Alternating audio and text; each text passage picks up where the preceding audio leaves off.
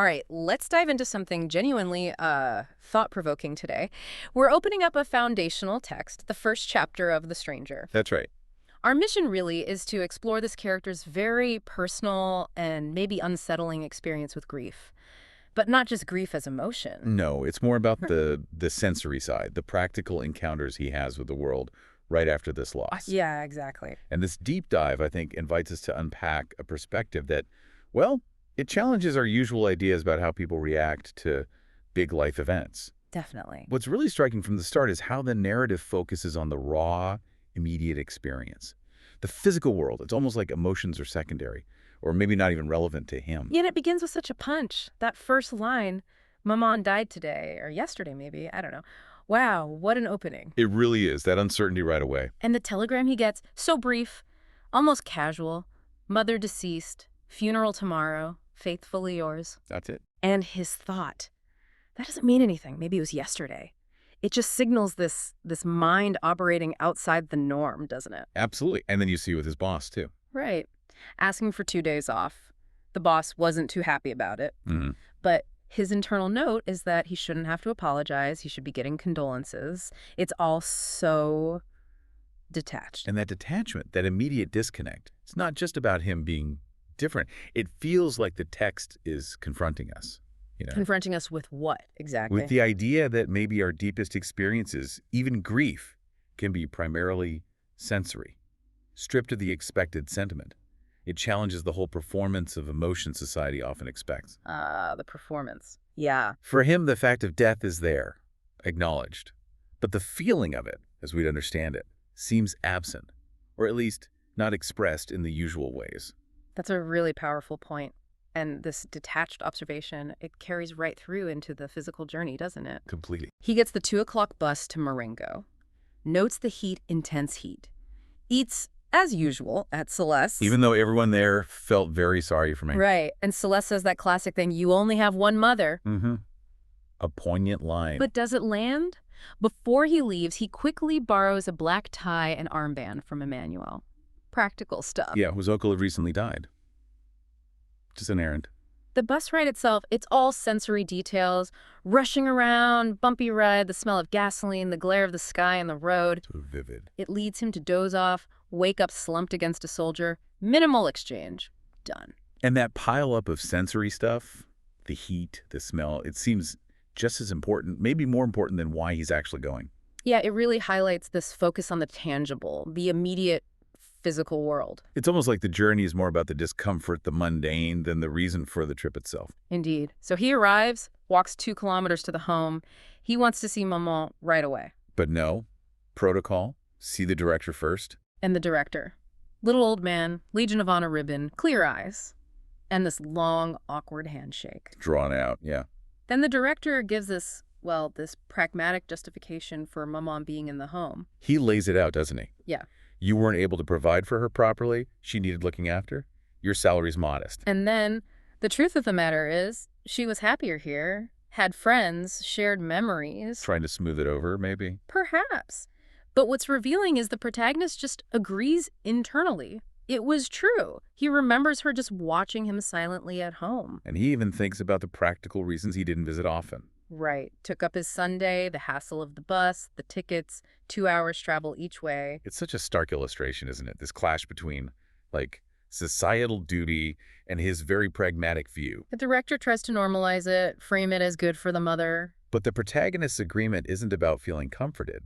It's just cold acknowledgement of the facts. No sentimentality, just convenience, circumstances. That lack of sentimentality, or maybe just his detachment, it really ramps up when he gets to the mortuary. Okay, yeah, let's go there. He describes the room, very bright, whitewashed skylight roof. Yeah. Caskets on sawhorses, closed. You can see the shiny screw. And the caretaker offers, want me to open it? His response, no. Blunt. And the caretaker, interestingly, doesn't judge, just asks, why not? To which he says, I don't know. There's also an Arab nurse there with an abscess, bandaged head.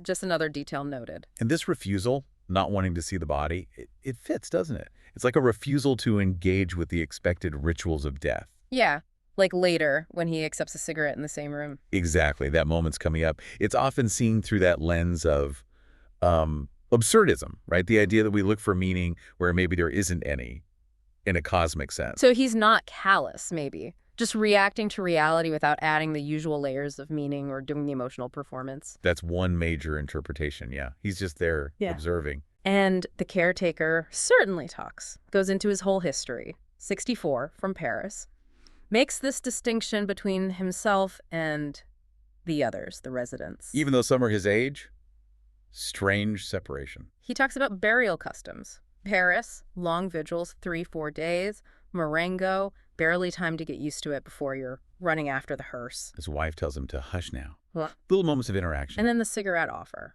from the caretaker. Right. And the protagonist hesitates. He thinks, can I do this with Maman right there? But then I thought about it. It didn't matter. Just like that. And they share a coffee and a smoke. Maman's friends arrive, about 10 of them. And the description is so visual. They floated into the blinding light without a sound, sat down without a single chair creaking. He notices their appearance, women with huge stomachs, aprons, men skinny with canes, their eyes like a faint glimmer in a nest of wrinkles. Very observant. And he gets that ridiculous feeling that they were there to judge me. Ah, so he is aware of social judgment then. Seems so.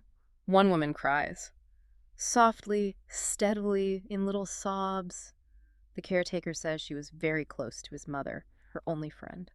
How does he react to the crying? Internally.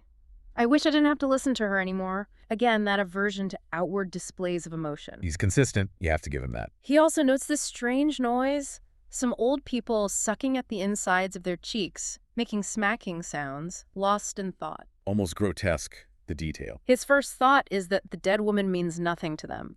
But then he thinks, no, that was a false impression. So he does try to interpret, to understand them on some level. The night passes. People doze. One old man just stares at him. Morning comes, coughing, and as they leave, they shake his hand. Why? What's his take on that? He feels like that silent night during which we hadn't exchanged as much as a single word had somehow brought them closer. That raises questions, doesn't it? About shared experience, even in silence. Even for him, the detached observer. He's still chronicling these human rituals, these quirks, noticing every detail, sounds, appearances, trying to make sense of the vigil even if his first guess is wrong. It's like this unique, almost scientific way he perceives things. Observation above all. So the morning after the vigil, he's tired but notes the beauty of the day. Sky streak with red, smell of salt. Contrasting with the somber occasion. He thinks about his colleagues going to work, calls it the most difficult time of day for him. An interesting aside. Yeah, routine intruding. He signs papers for the director. Director offers one last chance to see Maman before sealing the casket. Yep. Refuses again. The order's given. Fisiak, tell the men they can go ahead. So the funeral itself. Who's there? Very few. The director, him, the nurse, and Maman's old friend, Thomas Perez. Ah, Perez. The one who couldn't keep up later. That's him. The director says it's more humane for the other residents not to attend.